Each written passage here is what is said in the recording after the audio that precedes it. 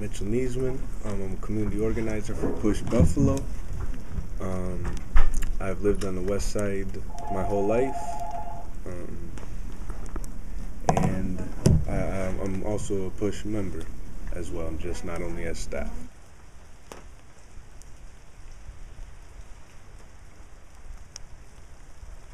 I've always knew about Push. Like I lived here in the west side my whole life. I walked past the library plenty of times.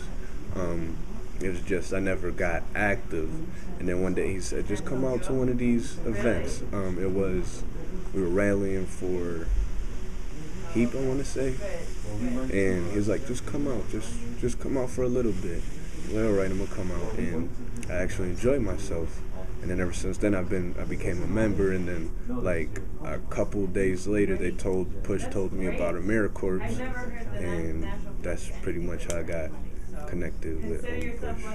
And ever since then, they couldn't get rid of me.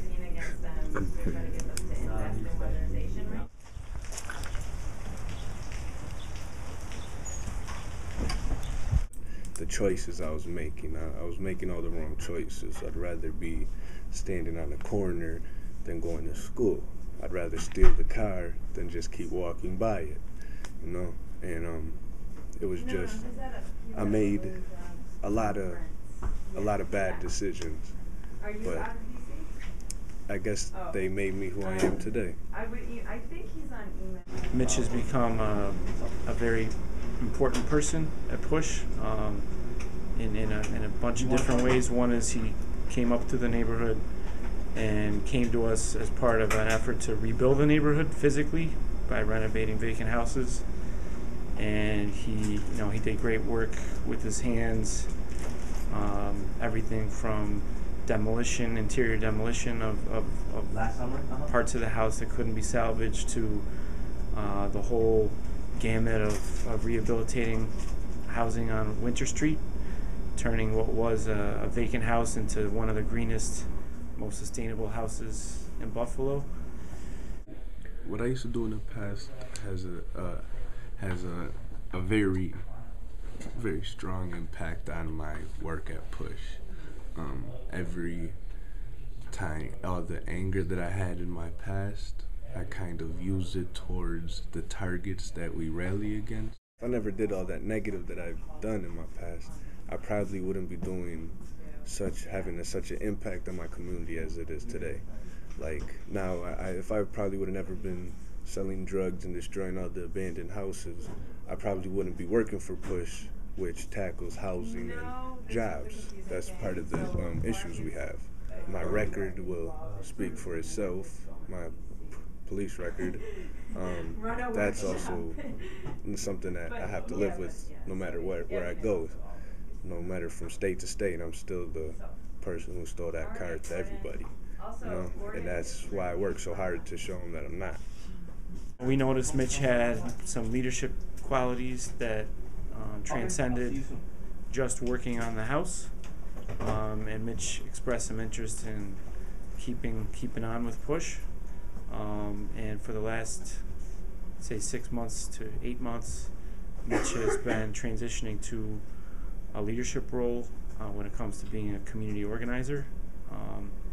And that's really the most important job at Push, is the person who connects with people in the neighborhood, recognizes their leadership potential, gets enough training themselves to draw out people's leadership potential and ideas.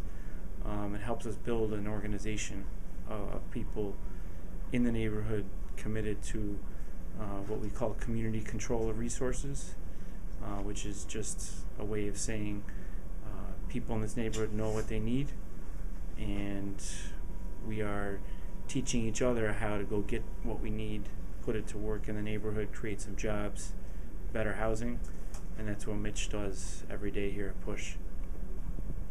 My grandma always says, always used to tell me that it was that times have changed, and I always wondered what does she mean by that.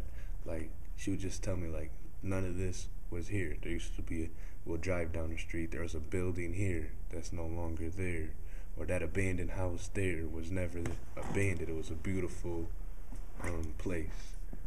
and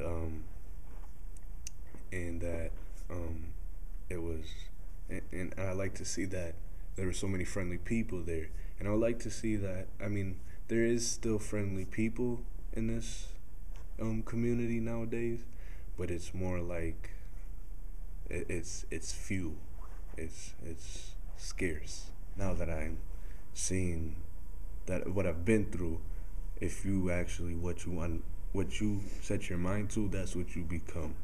Like when I lost her, I set my mind to becoming just this hateful and destructive person.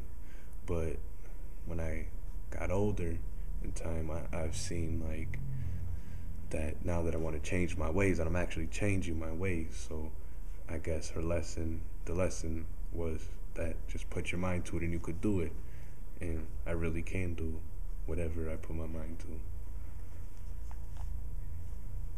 There's actually four of us, the community organizing team here at Push, and so it's not just me, but we're all working on several different campaigns. It's the beginning of the year, and we have our annual dues drive. It costs $5 to become a member, and we've basically been just calling the list of everyone who has ever attended a Push event or has ever whoever got a lawn sign. We had this campaign of lawn signs where Turn Up the Heat on National Fuel to state that they are supporting us in our National Fuel campaign. To if they were members last year, just if people referred us to, we have a goal of 250. Right now we have 145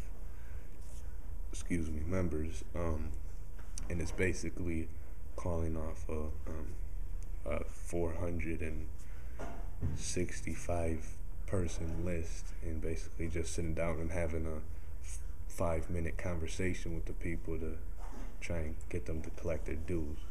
When I'm on a computer, we're networking. What networking is I'm always talking to our leaders.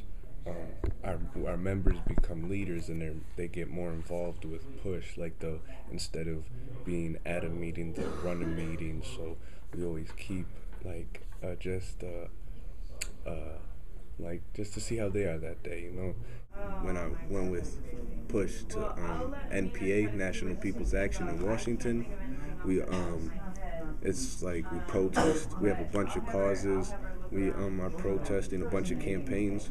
It's a bunch of several different community organizations across the country. We all come together, and like the main battle is the big banks, how they got bailed out, and we got screwed over in a sense, like the communities and everything. So that would have to be, because I've never seen Washington before, and really never been out of the city, out of Buffalo before. I've been out of there couple times, but not really. I finally learned what my mom was telling me about, the love for your child is unexplainable. And then when I found out I was a father, I figured out what she meant, that you cannot describe the love you have for them. Like, when she was born, I was in the transaction of changing my ways, but when she was born, I made that full transaction and completely cut off the old me. From the time I wake up, I make a bottle. I play with the baby, give her the bottle, get her changed, change her diaper, feed her breakfast, because she's on food now, so she really doesn't like the bottles as much. And pretty much that's it. We just hang out. It's just me and her while my girlfriend sleeps, because she works nights. I let her sleep, and I just take care of the daughter. It really is true that whatever you set your mind to, you can be or accomplish.